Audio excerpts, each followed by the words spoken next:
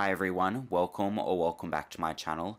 My name is Sid, and in today's video I'm going to be talking about the big cat trade. I first want to talk about the book turned movie called Born Free. It is a true story based in Kenya when 3 lion cubs became orphaned when game warden George Adamson shot their mother for charging at him. Unbeknownst to him at the time, she did that because she was protecting her cubs. When he found those cubs, he knew that if he didn't intervene, they would die. So he took them home to his wife, Joy, for them to raise. They fed them bottles of milk and treated them like domesticated pets. They were all females, and their names were Big One, Lustica, and the smallest was named Elsa. 6 months later, they sent Big One and Lustica to a zoo in the Netherlands, but Joy couldn't bear to part with Elsa, so they kept her. During the day, Elsa would explore the environment around the Adamsons' property, while one of their servants kept an eye on her. She would chase giraffes and elephants, and would always come home in the evening to eat pre-killed goat or sheep meat. The Adamsons also let Elsa explore a number of other areas around Kenya because they took her on multiple of their holidays. They took her swimming in the Indian Ocean and trekked up mountains with her. And by doing things like that, they satisfied Elsa's need for affection and essentially became her pride. But they very much understood that they were the only ones who were going to be able to give Elsa that kind of life. So when they decided that they wanted to go on a holiday to Europe, they were presented with a dilemma because they could not take Elsa to Europe with them. They had to do something with her while they were overseas, so they decided to reintroduce her into the wild, which they were able to do successfully. Elsa's story is a very touching one, and it has been read and watched millions of times. Elsa's story was actually what inspired TV personality and zookeeper Jack Hanna to pursue a career in the animal world. My life started, by the way, in the 60s because of Born Free, the movie.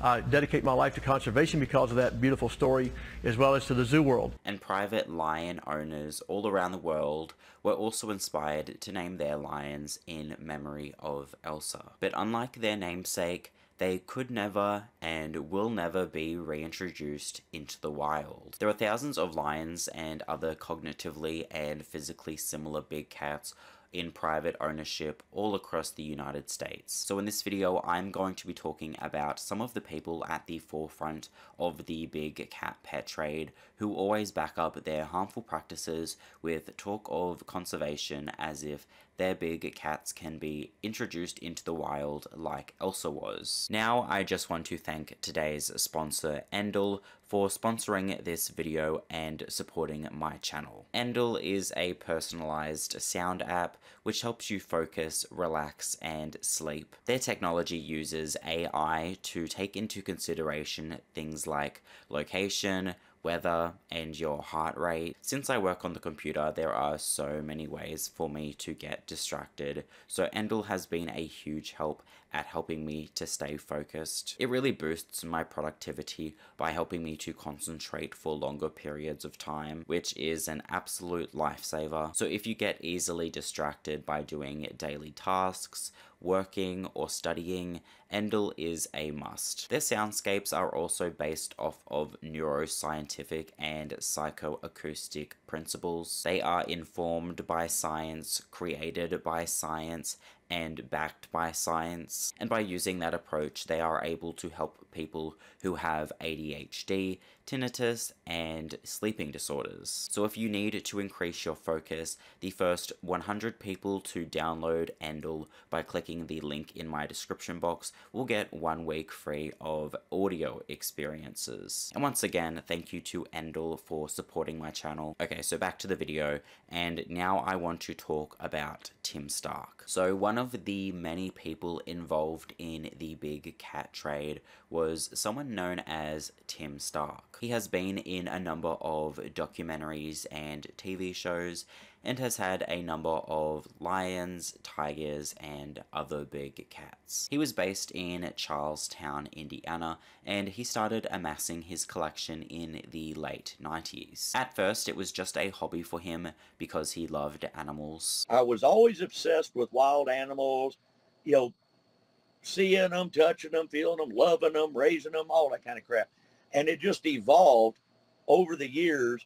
And I really never wanted it to go into a business aspect. It was more of a hobby and just something that I wanted to do. On top of that, according to him, he would rehabilitate hundreds and sometimes thousands of sick or injured animals every year. But it was pretty expensive to do that kind of work, as well as look after his own private collection of animals. With his money running out, he and his then wife opened up the non-profit called Wildlife in Need. He did that with the purpose of tax benefits and getting access to grants. More or less, me and my wife were dirt poor.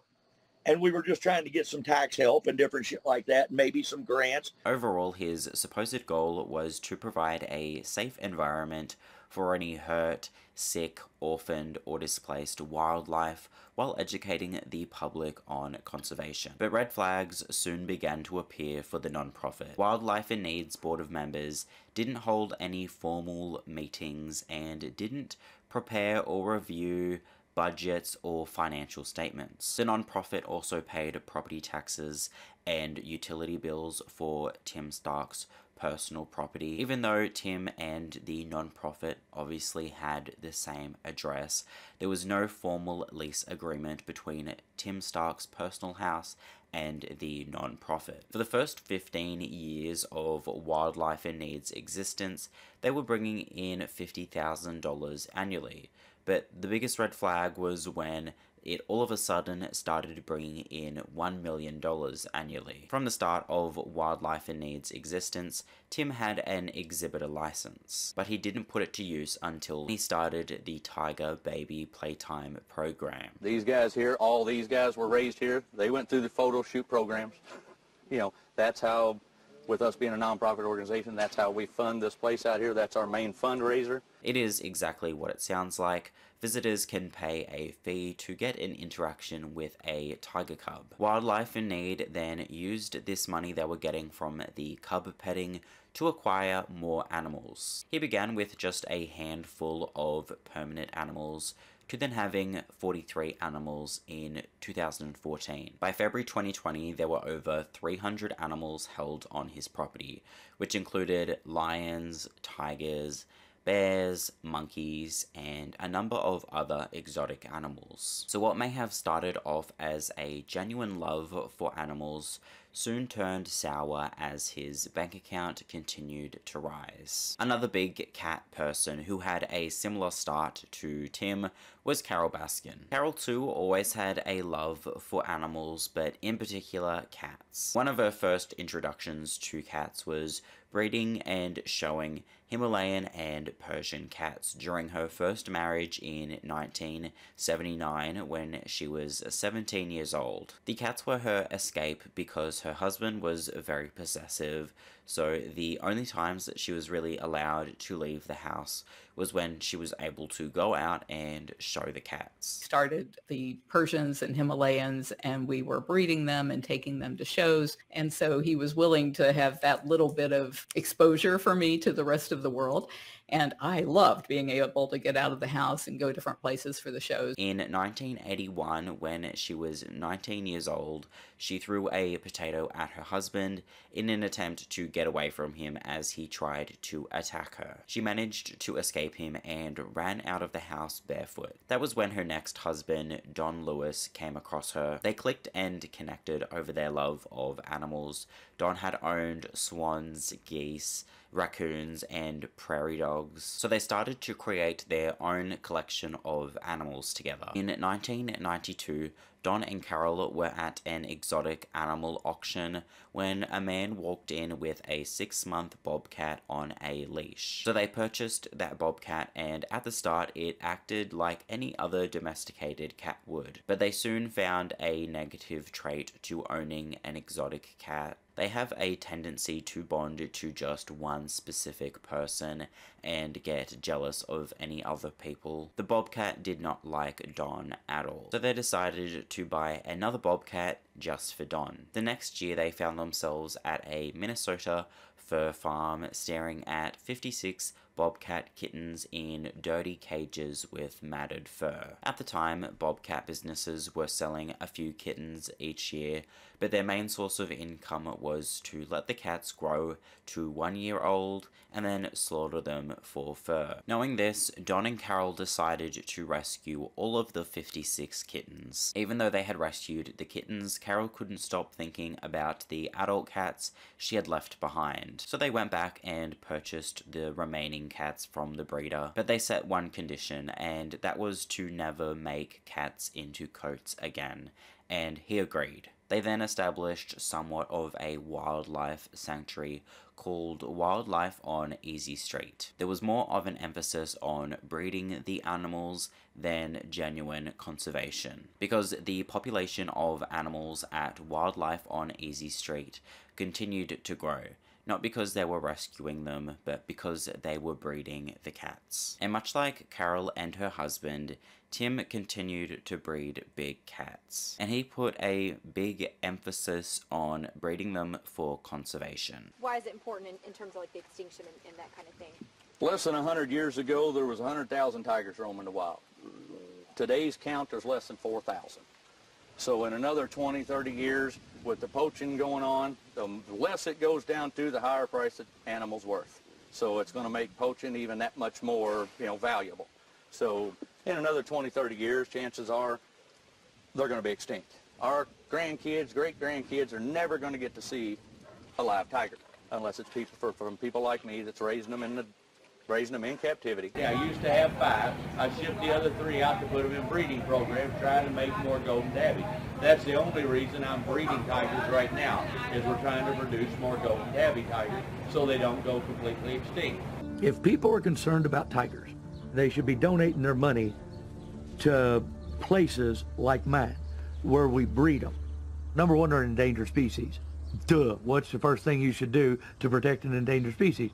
Make more, not eliminate the source. But many of Tim's big cats were crossbreeds between tigers and lions, and white tigers and white lions. So they are very far removed from the big cats that are found in the wild, and some of them didn't even exist in the wild to begin with. And even if there came a point where he was able to release his big cats into the wild, he simply couldn't, because the way he bred them left them with a host of health issues. Crossbreeding big cat species has severe adverse health impacts, like neurological defects, sterility, cancer, arthritis, genetic abnormalities, organ failure, and gigantism. Ligers are predisposed to things like behavioral problems due to conflicting instincts, a diminished life expectancy, gigantism, cancer, and arthritis. Tigers often don't survive past infancy,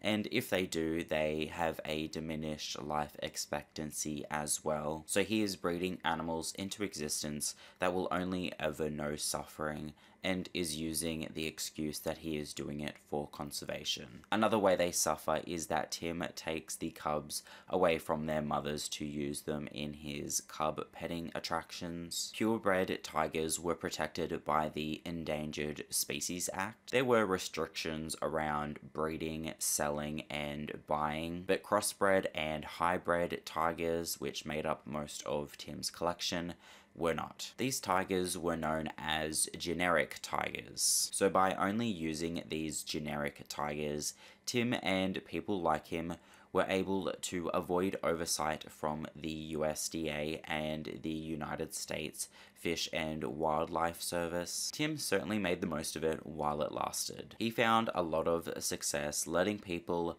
play with these baby big cats. And to keep up with the demand, he continued to purchase more tigers, some of which came from Joe Exotic. I bought shitloads from Joe, hundreds of $1,000s worth of them. And in order to ensure that these cubs couldn't hurt people, he got some of them declawed and defanged. There was a lot of outrage to that, but of course he did not care. What is your criteria for deciding whether or not to declaw a big cat? I don't have to have criteria. I own the damn cat. If I want to have it declawed, I will have it declawed. Here in the States, the legal right to pretty much do whatever you wanted to do with your tigers. You could sell them across state lines. You could exhibit them. You could breed them. You know, more or less you could, in a way, you could kill them. You could do whatever you wanted to do. You know, I'm supposed to be a free American. I should have the right to raise these things if I want.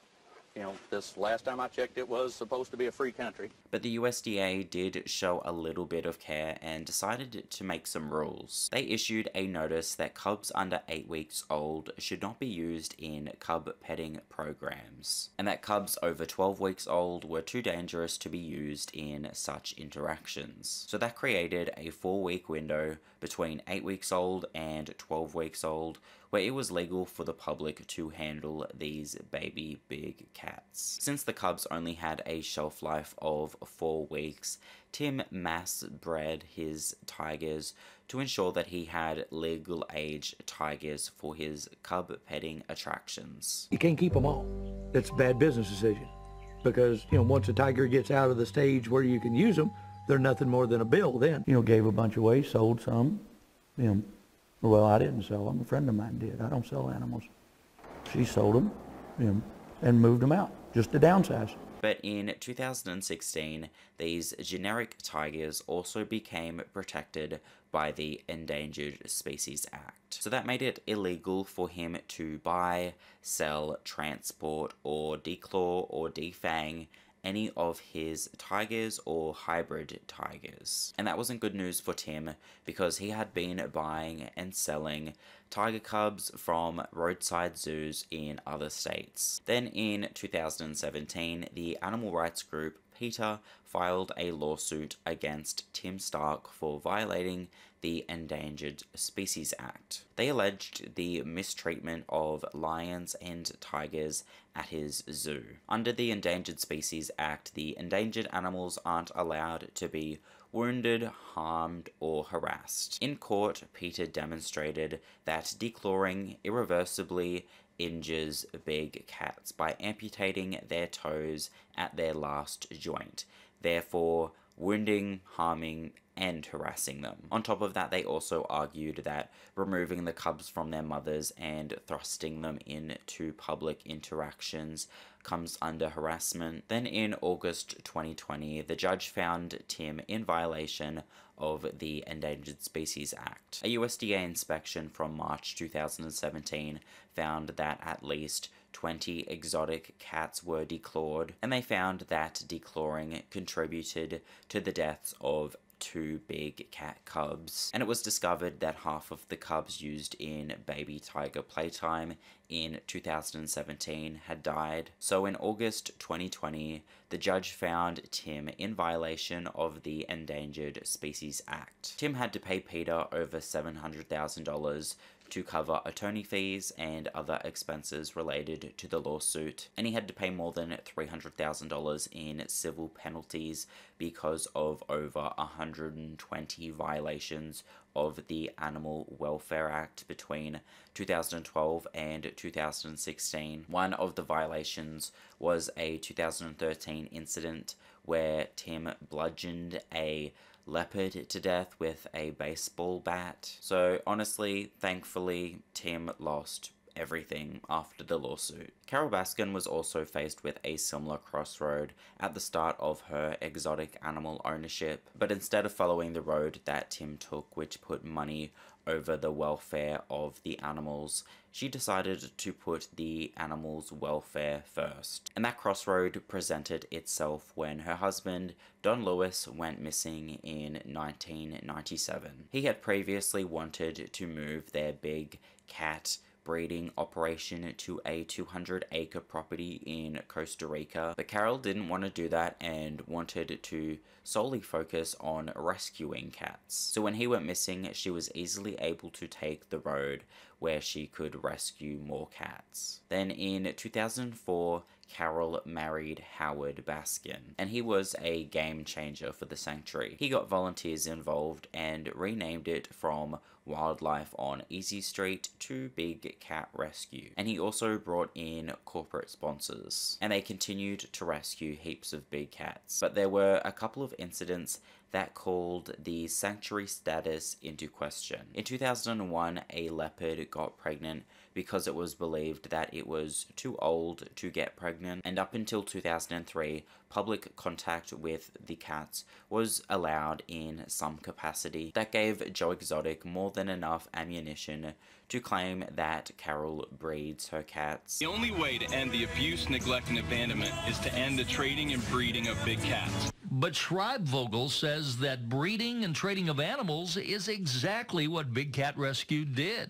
My biggest concern is just the misrepresentation in the animal industry as far as a sanctuary gives us all a bad name. And because of that, some members of the public started to believe that Big Cat Rescue was simply a private collection under the guise of being a rescue. She was nothing more than a private owner that found a way to get the public to finance her collection. And that kind of sentiment is still echoed to this day. In my opinion, Carole Baskin was as bad as Joe. They were both, taking advantage of exotic animals to make money. She's a plain out hypocrite. She literally does everything that I do. But unlike Joe Exotic and Tim Stark, she genuinely wanted to help the big cats. She endlessly advocated for them. She made it her mission to help pass the Big Cat Public Safety Act, which would end the cub petting industry and private ownership, and she did actually help pass that act successfully. And all of us came together with a three-pronged approach to be able to protect big cats, and one of those three prongs was to pass a federal bill that would end cub handling, contact with big cats and their cubs, and would phase out private ownership. And that has now passed the House. It passed the Senate unanimously on the consent calendar, and it is laying on President Biden's desk ready to be signed. But someone against the Big Cat Public Safety Act was Jack Hanna. Please welcome from the Columbus Zoo, Mr. Jack Hanna. Jack, come on. He was a big animal TV personality who ended up working at the Columbus Zoo. And like Carole and Tim, he was presented with a crossroad. And like Tim, he took the road that put money over the welfare of the animals. But for the most part, he has been able to get away with it. He was protected by simply being the leader of the Columbus Zoo, his extensive TV career, and of course his continuous conservation claims. So on the surface, it appeared as though Jack could do no wrong. But in October 2021, the Association of Zoos and Aquariums Accreditation Commission voted to deny the reaccreditation of the Columbus Zoo. The AZA expressed concern about inappropriate financial management by former leadership, which actually didn't have anything to do with Jack, but what did have something to do with Jack was something the AZA board found much more concerning. In the AZA's statement, they said, "More substantial and concerning is a long record of intentional and repeated animal transfers with non-AZA members intended to supply baby animals, mainly big cats, for entertainment purposes." In the AZA's Code of Ethics, it also states that members must make every effort to ensure that animals do not find their way into the hands of those not qualified to care for them properly. And Jack had been guilty of doing that many times. For decades, Jack had been showing off animals on late-night talk shows, and for decades he had been breaching the AZA's Code of Ethics. It wasn't until a 2001 documentary called The Conservation Game where his actions were finally questioned. The documentary showed that baby lions, tigers, leopards, and other big cats that Jack appeared on the late-night talk shows didn't come from or return to accredited zoos. They were instead shuffled among backyard breeders and unaccredited zoos that don't follow the same strict animal care guidelines that AZA-accredited facilities do. When Jack appears on these talk shows, he's usually accompanied by a number of other people who help with the animals. Sometimes it is his family members who help him, but most of the time it is a bunch of unknown people. They wear Columbus Zoo uniforms, but they don't actually come from the Columbus Zoo, nor do the animals that they're handling. Aside from a few exceptions, the handlers often run their own backyard breeding operations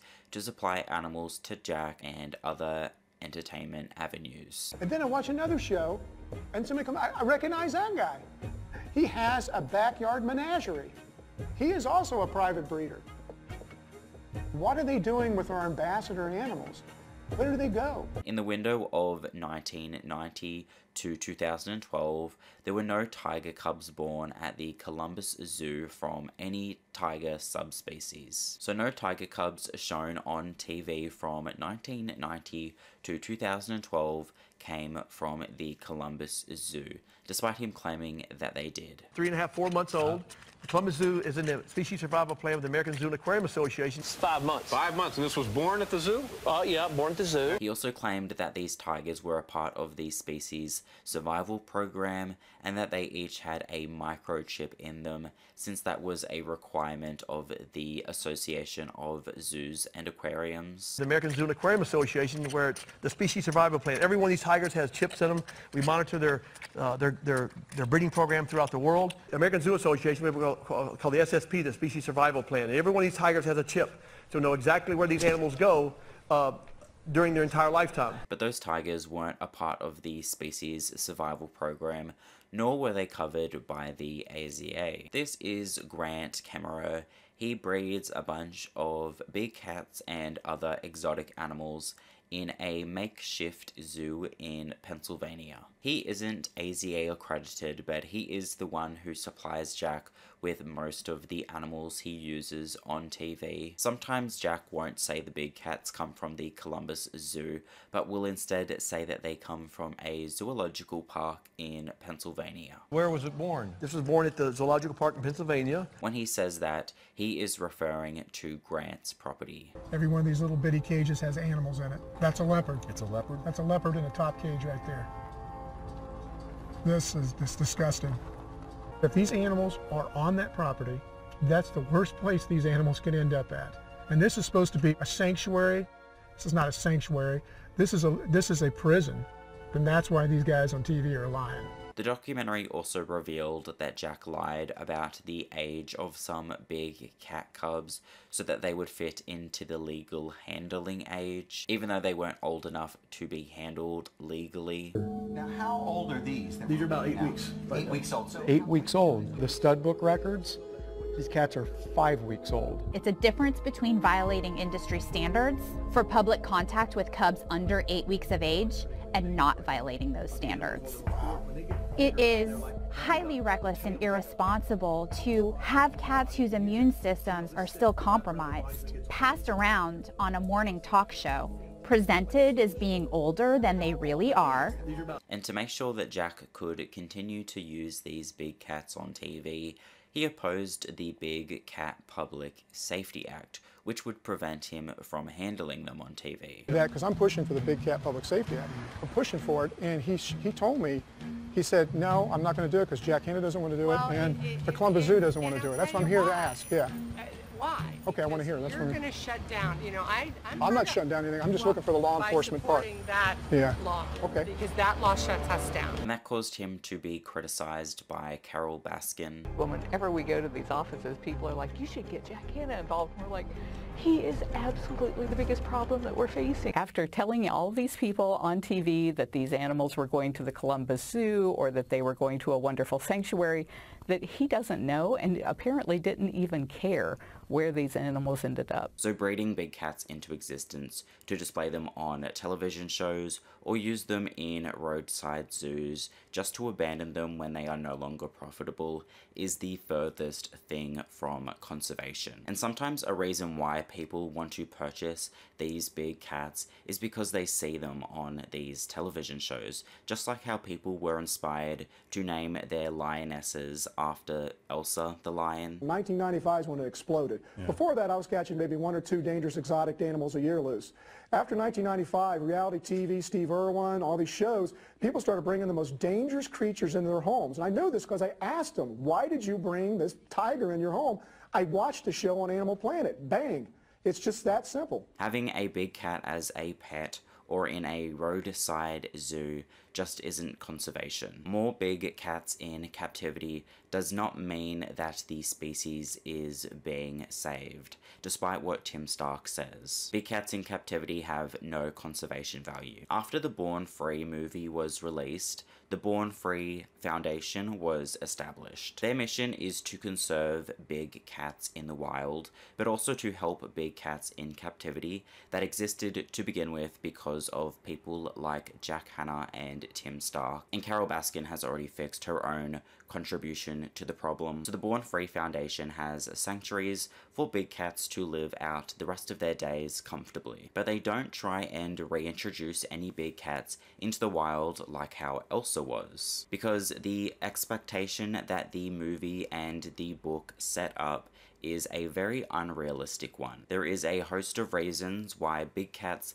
can't ultimately be released into the wild. These tigers that they're producing are worthless to the wild. They're not genetically fit and not behaviorally fit to be reintroduced to the wild. It's something that really takes time to learn how to hunt, for example. And an animal that's been hand-reared by humans, so it doesn't have a fear of humans, it might associate humans with food, it's really difficult to then take the animal and just release it into the wild. There are multiple reasons why Elsa was able to be released into the wild. Firstly, Elsa's caretakers, Joy and George Adamson, put in a lot of hard work. It also helped that they were professional wildlife managers, so they were still able to do their job while they helped Elsa. But most importantly, Elsa grew up around the ecosystem that she was eventually released into. So when they trained Elsa to hunt, brought her in contact with wild lions, and left her alone for longer periods of time, she wasn't as wary of her environment. Soon enough, the Adamsons were able to completely leave Elsa in the wild. Sometimes they would return to the spot where they left her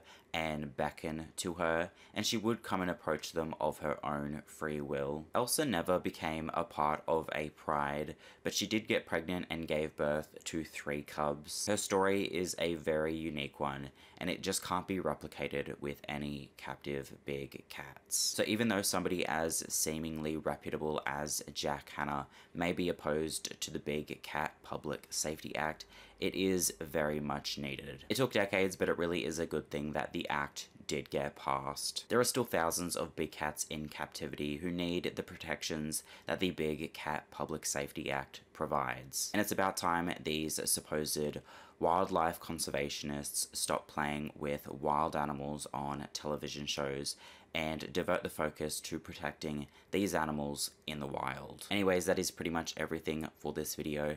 Let's just take a moment of silence for all of the big cats currently stuck in captivity. And I will see you in my next video.